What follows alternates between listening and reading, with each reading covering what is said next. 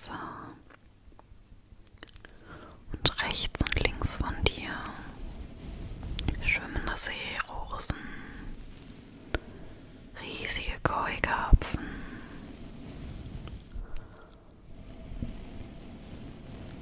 Schilf, was im Wind leicht weht, und ein paar Enten schwimmen in der Ferne. Der Wasserpark ist so groß, dass du nicht erkennst, wo das Wasser endet. Wie von Zauberhand fährt der Waggon immer weiter mit dir. Immer weiter über das Wasser, bis er schließlich vor einer Art Entenhütte, aber in viel größerer Größe, Halt macht.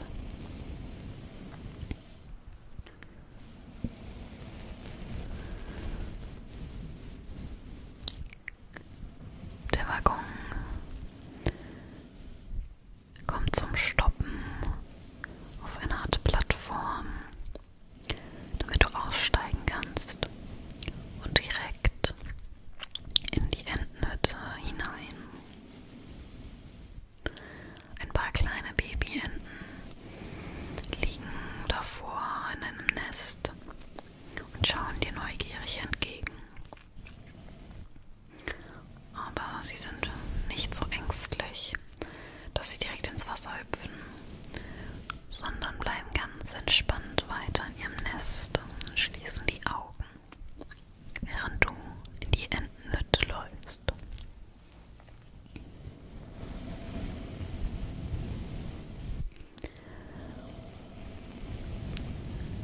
Angekommen in den Räumen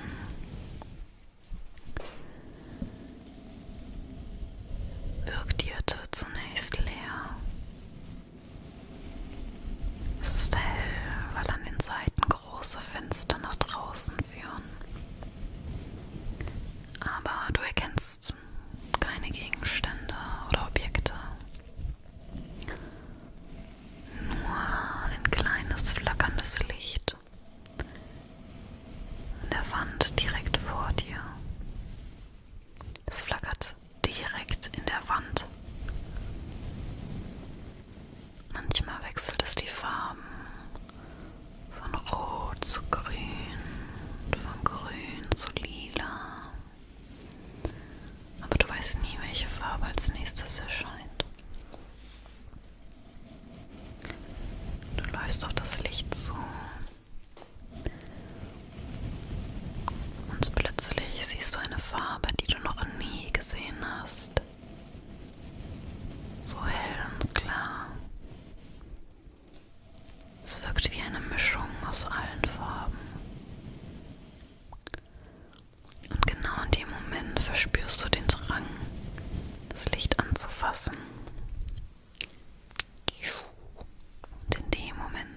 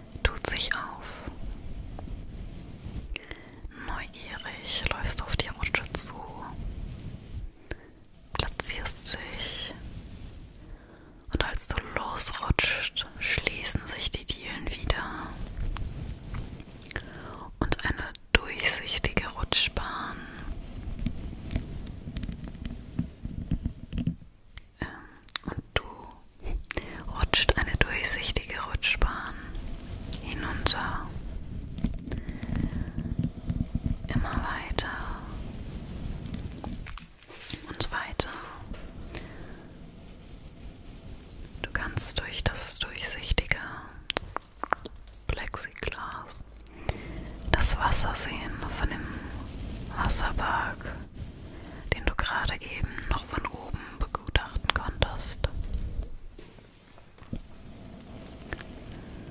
Die Fische schwimmen an dir vorbei. Und jetzt siehst du auch ein paar Frösche ihre Bahn ziehen. Seltsamerweise ist alles hell unter Wasser.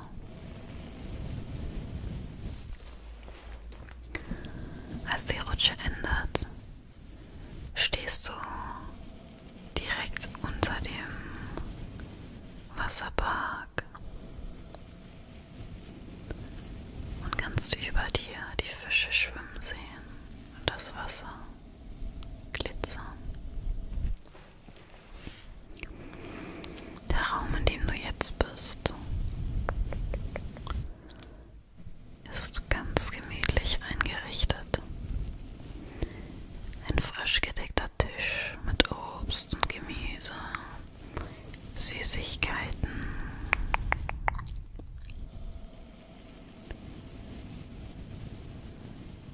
Und alle Leckereien, die du sonst noch gerne hast.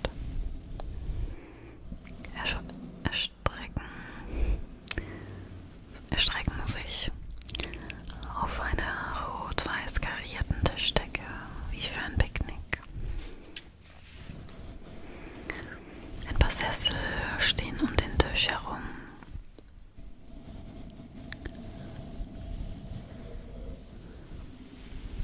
Und Sofas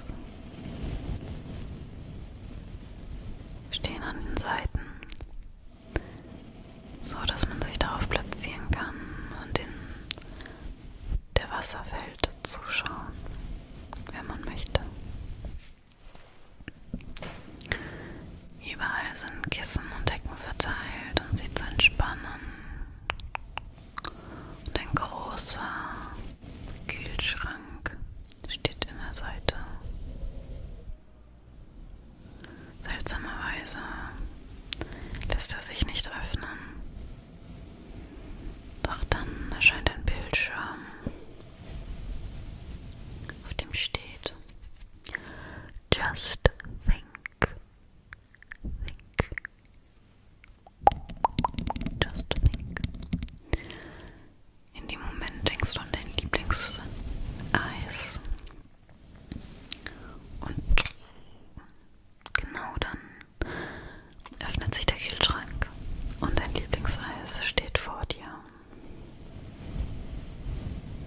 Du kannst es rausnehmen und direkt davon kosten.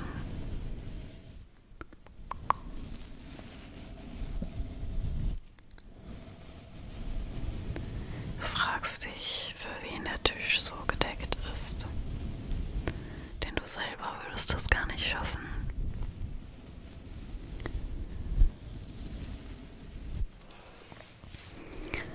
Aber du setzt dich erst einmal, ohne weiter darüber nachzudenken, auf eins der weichen Sofas, isst entspannt dein Eis und schaust den Tieren im Wasser zu. Eine kleine Seepferdchenfamilie schwimmt an dir vorbei oder über dir.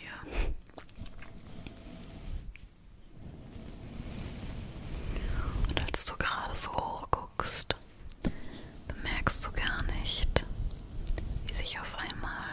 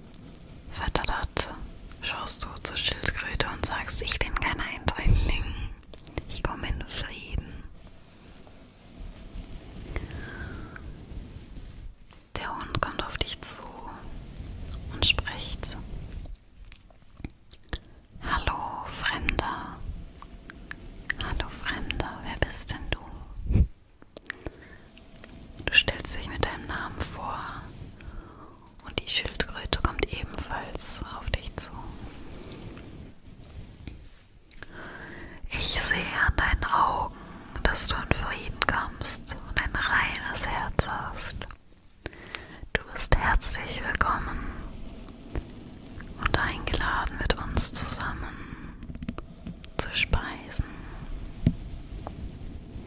Das hier ist ein ganz alter Schutzbunker für uns Tiere, um vor den Menschen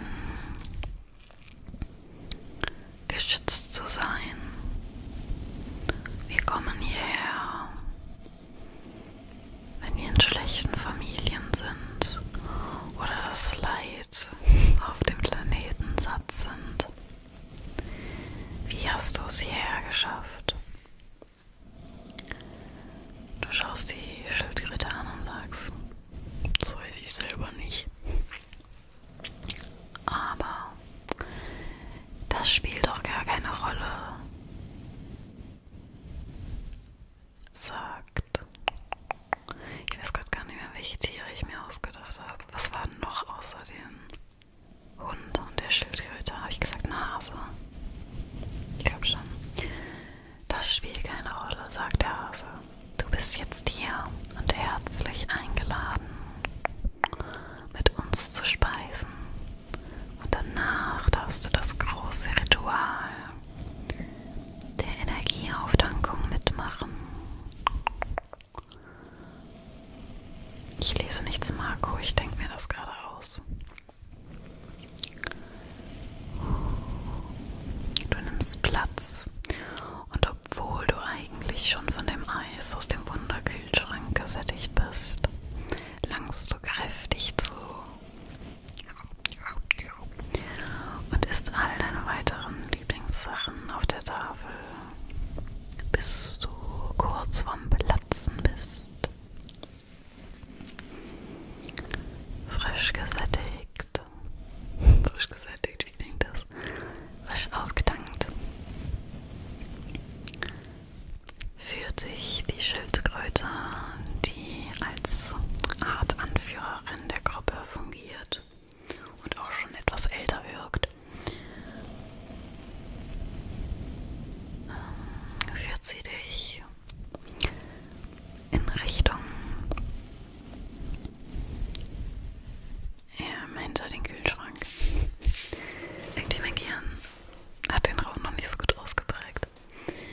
Denn hinter dem Kühlschrank ist ein weiterer kleiner Raum, verborgen in einer Nische, durch die man mit einem Vorhang kommt. Oder man muss durch den Vorhang durch.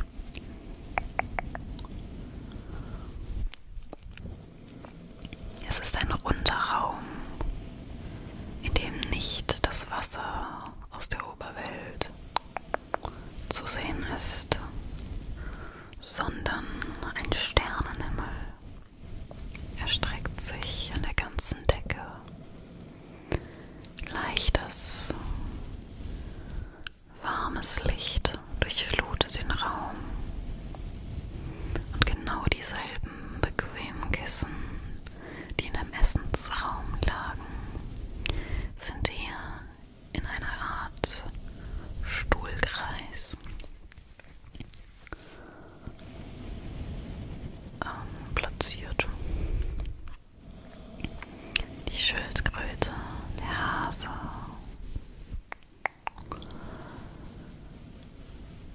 der Hund und du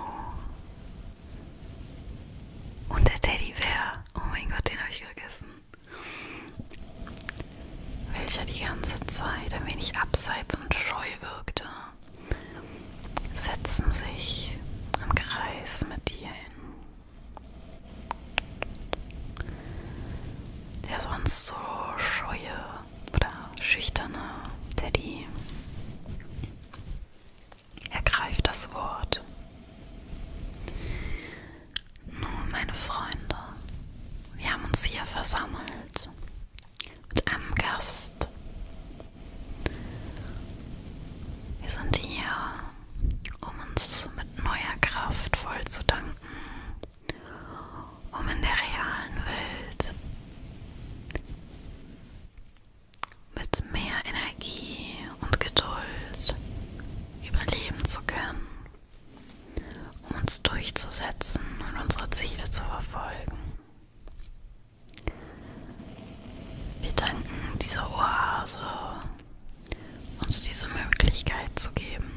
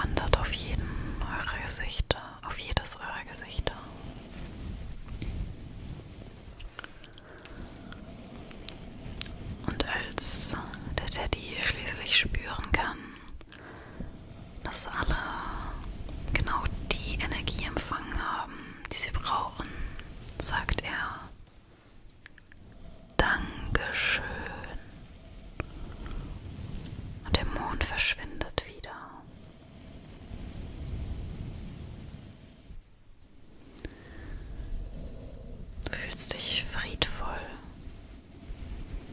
und gleichzeitig erstaunt, dass dir so etwas gerade passieren konnte. Die Schildkröte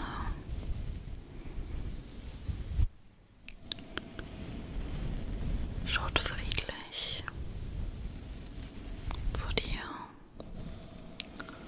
und sagt: Heute Nacht kannst du noch hier verbringen. Drüben auf den Kissen und Decken können wir zusammen schlafen und nächtigen. Doch morgen früh wird alles an Erinnerung ausgelöscht sein. Dafür müssen wir leider sorgen. Das Einzige, was du mitnehmen darfst, ist die Kraft, die du hier aufgetankt hast, und die Freude.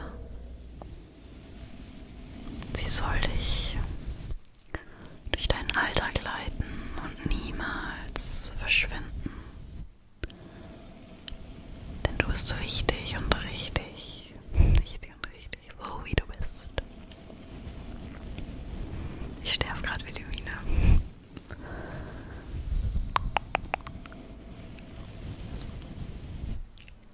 Gemeinsam geht ihr in den anderen Raum und du suchst dir eine besonders kuschelige Decke aus und legst dich so, dass du die Fische, Seepferdchen, Fröschchen und andere Tiere des Wassers genauestens beobachten kannst von unten, während du nach oben auf den Wasserpark blickst. Und schon nach kurzer Zeit fallen deine Augen zu. Du spürst noch, wie der kleine Hund sich an dich kuschelt. Und ein paar Sekunden später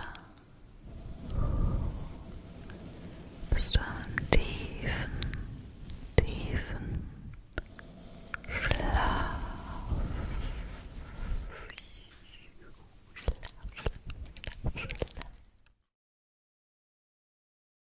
Entspann dich und begib dich in eine dir perfekt bequeme Position.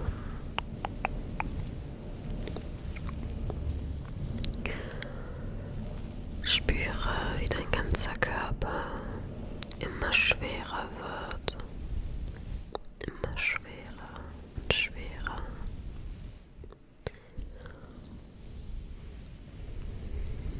Deine Augen fallen zu.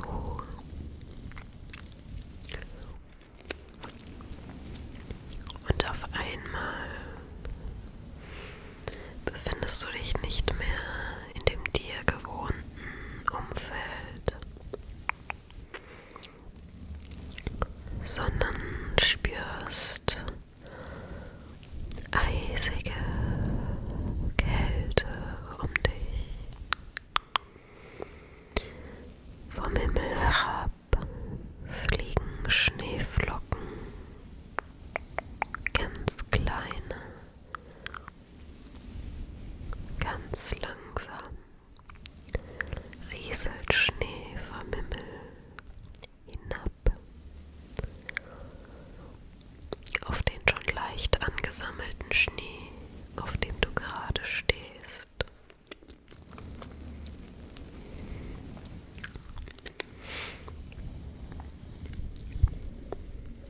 Du läufst ein paar Schritte und schaust dich um.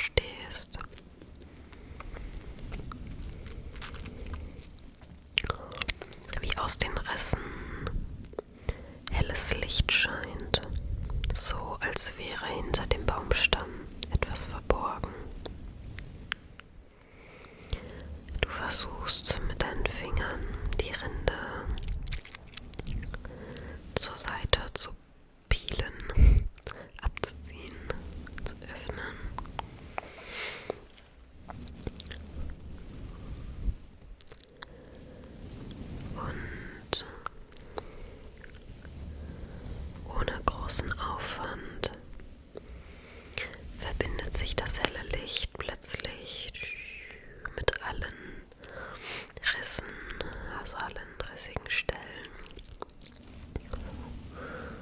und löst sich wie eine Tür von dem Stamm und öffnet sich. Helles Licht scheint aus dem Stamm, orange-rötlich, sehr, sehr angenehmes Licht, entspannendes Licht.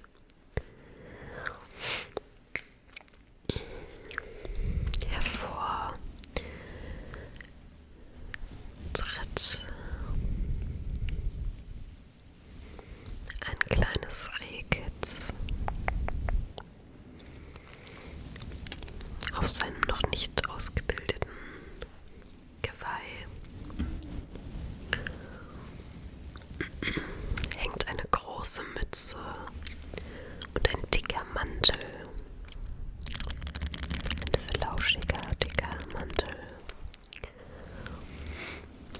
Das Rehkitz streckt seinen Kopf dir entgegen und überreicht dir die Mütze, den Mantel.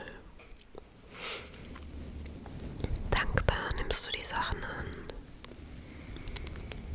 kleidest dich ein und spürst nun die Kälte, die vor diesem Stamm und der Tür geherrscht hat, nicht mehr. Das Rehkitz tritt wieder einen Schritt zurück in den Baum hinein und die Rinde, die rissigen Stellen verschließen sich wieder und das Licht erlischt. Nun warm eingepackt, stapfst du durch die dickere Schneeschicht.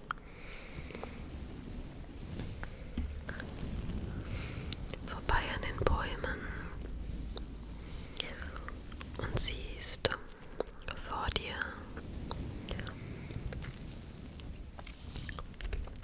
kleine Fußabdrücke in dem Schnee. Du versuchst zu identifizieren, was es für ein Tier sein muss, aber kommst nicht drauf, denn die Spuren haben eine seltsame Form und sehen aus wie kleine Herzchen. Welches Tier hat Pfoten wie Herzen, fragst du dich.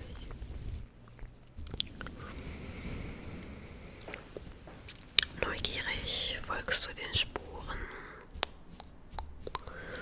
die einen kleinen Hügel hinaufführen,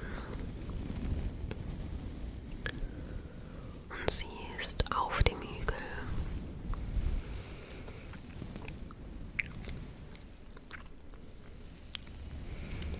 einen kleinen Schneeberg, geformt wie ein Iglu. Also eigentlich eine Höhle, kein Berg. Eine Schneehöhle. Du suchst den Eingang von der Schneehöhle, wo auch die Herzspuren enden, und siehst eine kleine Toröffnung, wie man es von einem Iglu gewöhnt ist. Du duckst dich, will nicht mal husten, ey. Du duckst dich und robbst durch den Eingang hindurch bis in das Innerste der Schneehöhle. Wärme kommt dir bereits nach der Hälfte entgegen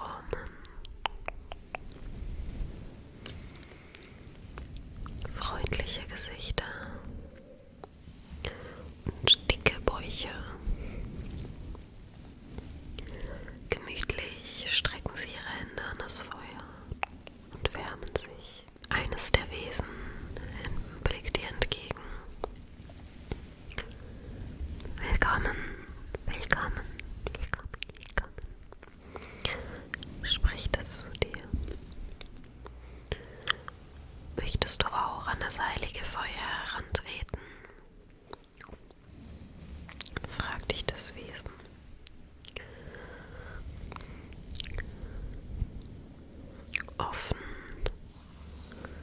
und neugierig trittst du dem Feuer entgegen und den Wesen und nimmst Platz. Der Boden ist ausgelegt mit warmem Stroh. Und am Platz für dich ist eine kleine Decke, sodass du nicht auf dem pieksigen Stroh sitzen musst. Du setzt dich bequem im Schneidersitz hin, du streckst deine Hände aus und oh, was ist das? In dem Moment, als deine Hände die Wärme des Feuers spüren, fährt es wie ein Blitz durch deinen ganzen Körper. Du spürst eine unglaubliche Kraft und Stärke, die von oben bis unten durch deine Adern schießt.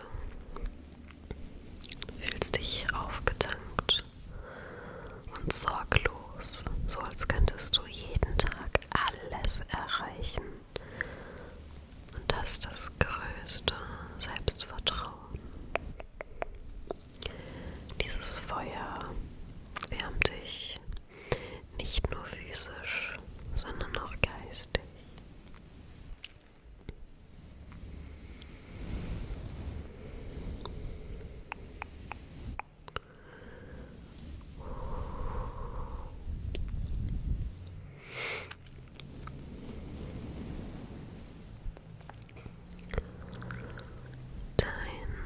Ich war abgelenkt jetzt vom Chat, ey.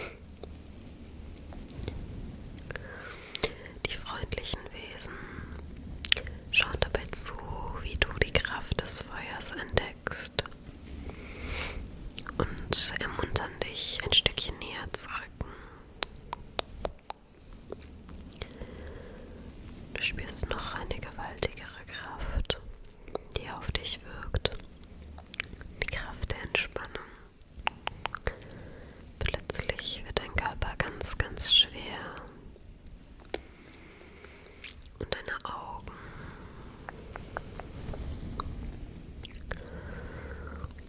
fallen langsam zu.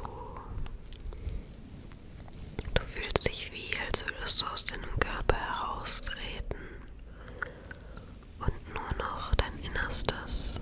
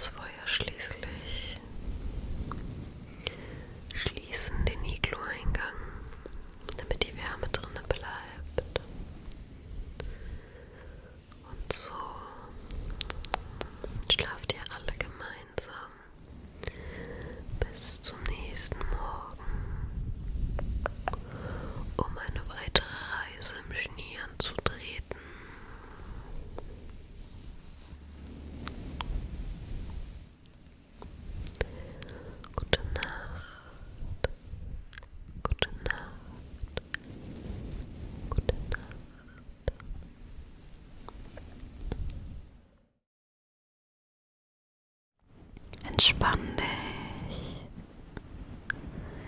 Schließ die Augen und konzentriere dich nur noch auf meine Stimme.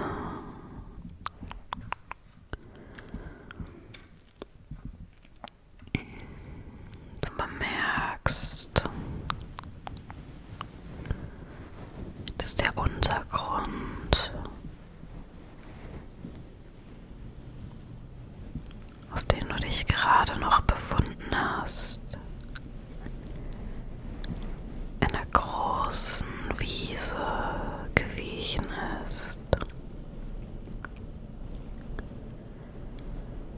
Du liegst im hohen Gras,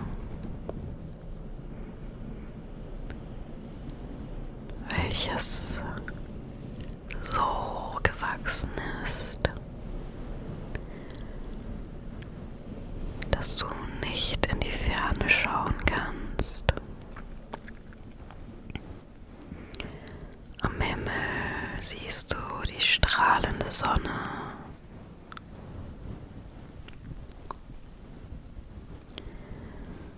Ein paar Wolken, die vorbeiziehen, und zwitschernde Vögel, die durch die Lüfte fliegen.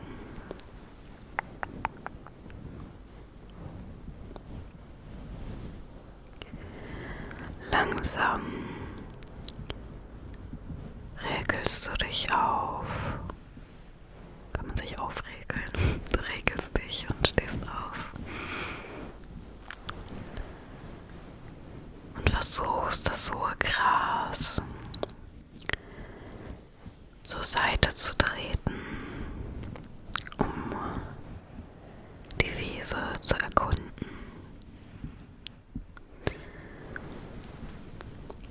Die Grasbüschel weichen mit jedem Schritt zur Seite. Und du stapfst langsam einen dir unbekannten Weg entlang. Einfach gerade so, wie es sich gut anfühlt. Nach ein paar Metern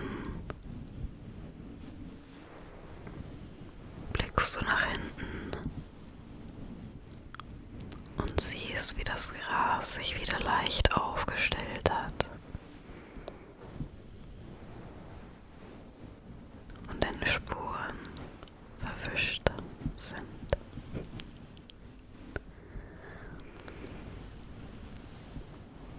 Du orientierst dich langsam an der Sonne.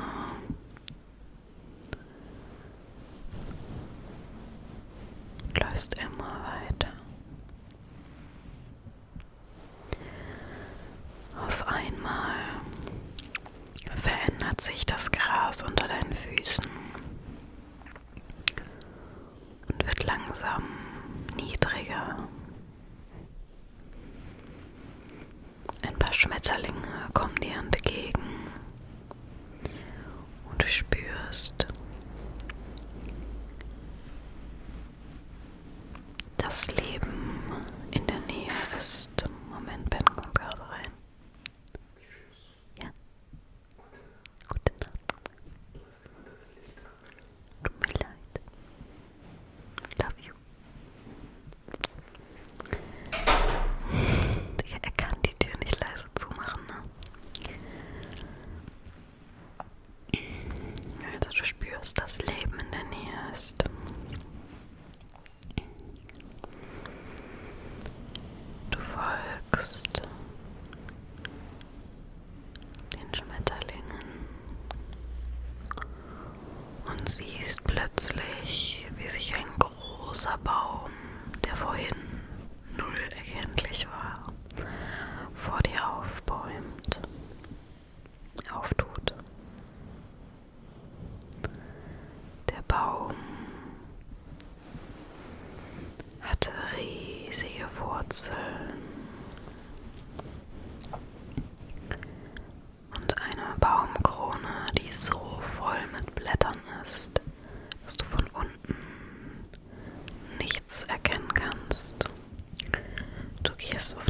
Baumstamm zu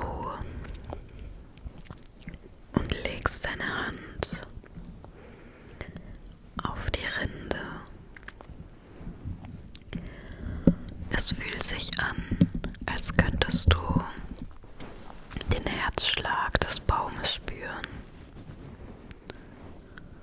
und das Gefühl, wie als die Schmetterlinge vorbei an dir geflogen sind,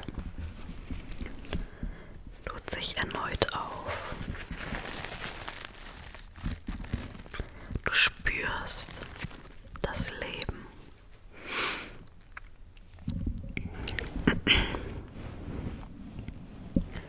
Du gehst einmal um den Baumstamm herum und entdeckst auf der Rückseite einen kleinen Eingang. Direkt im Baumstamm.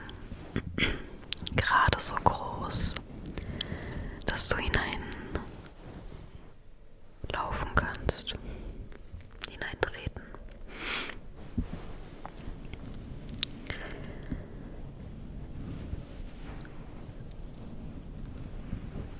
Im Baumstamminneren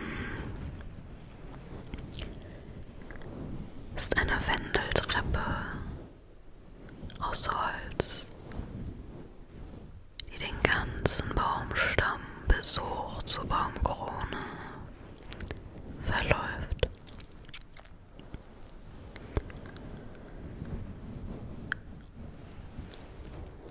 Du begibst dich auf die Stufen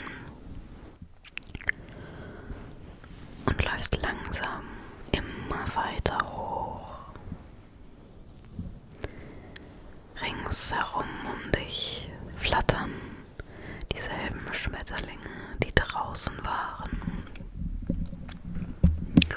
Um dich herum.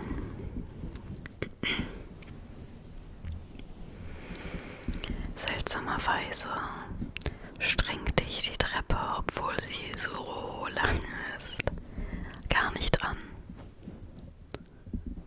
Du kannst immer weiter und weiter nach oben und je weiter du nach oben gelangst, desto heller wird das Baumstamminnere. Wie als würde Licht von oben herabscheinen. Oben angekommen bist du wie in einer Höhle, die aber die Baumkrone ist. Riesige Äste, die fast wie eigene Bäume aussehen.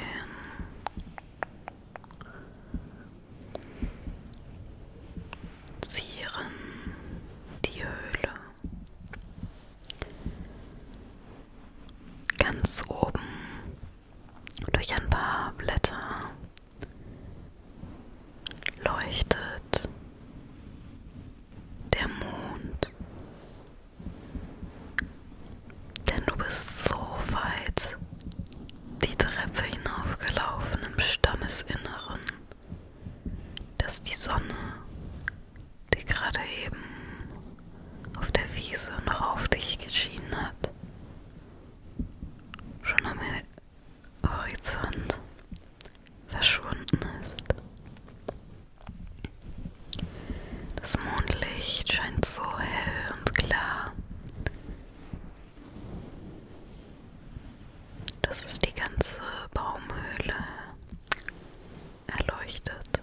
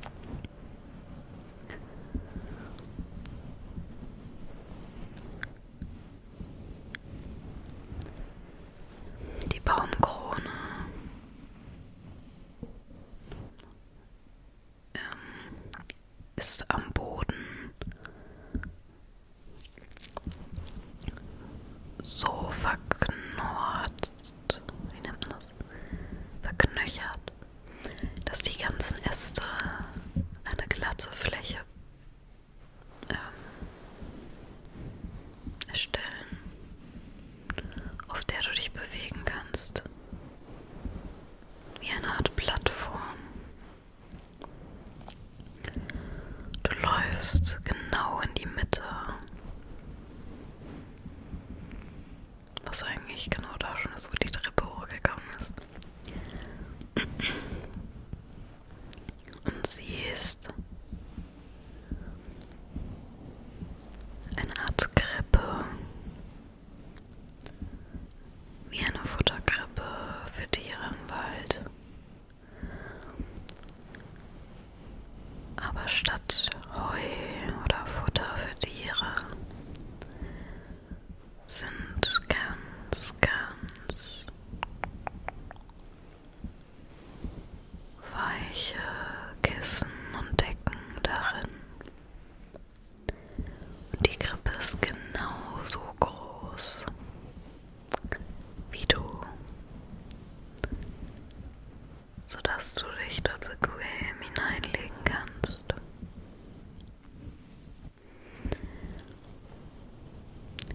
Da die Krippe so aussieht, als würde sie auf dich warten, legst du dich kurzerhand dort hinein und in dem Moment, als du dich gerade gemütlich eingekuschelt hast,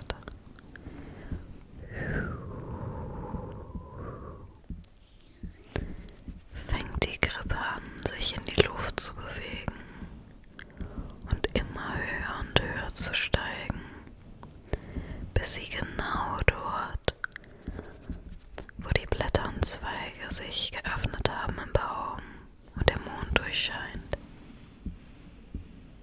angelangt ist. Du fühlst also den Schutz der Blätter und des Baumes ringsherum um dich und kannst trotzdem draußen das Himmelszelt perfekt beobachten.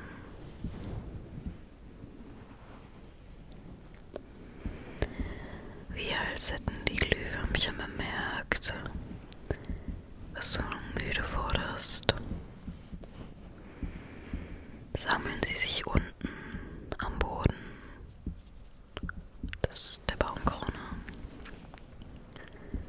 und versuchen ihr Licht zu dimmen.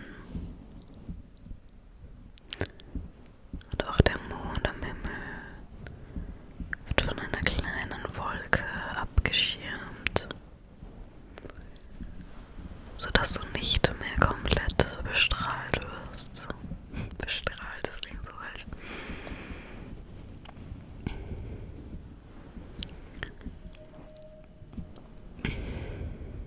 Du fühlst dich wie an einem erholsamen Ort, der nur für dich errichtet wurde, um perfekt schlafen zu können. Und als wäre dieser Ort nicht schon schön genug, ertönt auf einmal ein Rauschen in den Blättern, als sich ein leichter Wind auftut.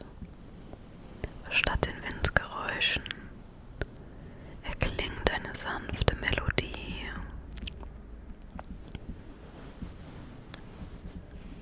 Zu der du ganz entspannt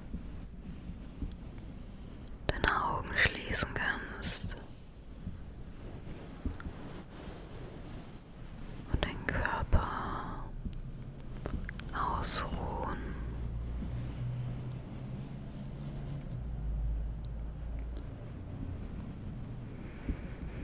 Auf einmal weicht die Wolke am Himmel vom Mond zur Seite, aber statt helles Licht abzustrahlen, spürst du, wie Wärme auf deinen Körper gesendet wird. Der Mond versucht, dich mit neuer Energie und Kraft voll zu tanken.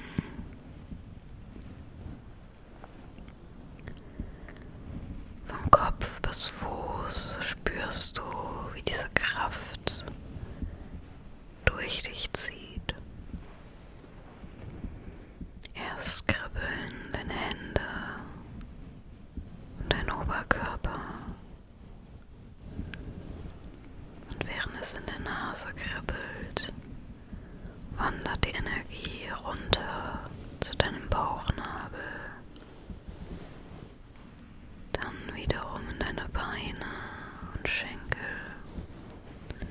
bis schließlich zu den Füßen und deinen Zehen. Du fühlst dich wie neugeboren,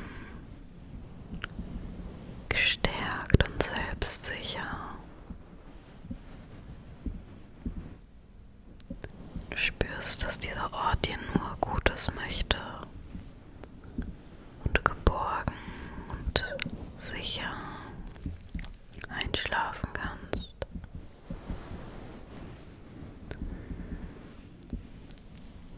Dann wandert wieder eine neue Wolke vor den Mond.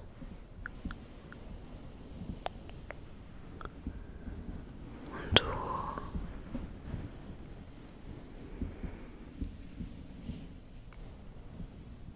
fällst in einen tiefen, tiefen Schlaf.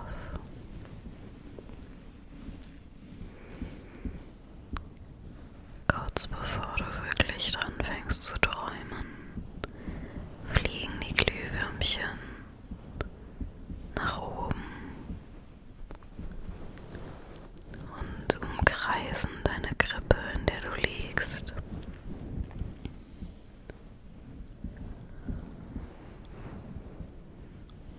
Und singen zu der Melodie der rauschenden Blätter. Es klingt wie damals, als du als Kind von deinem Elternteil vorgesungen bekommen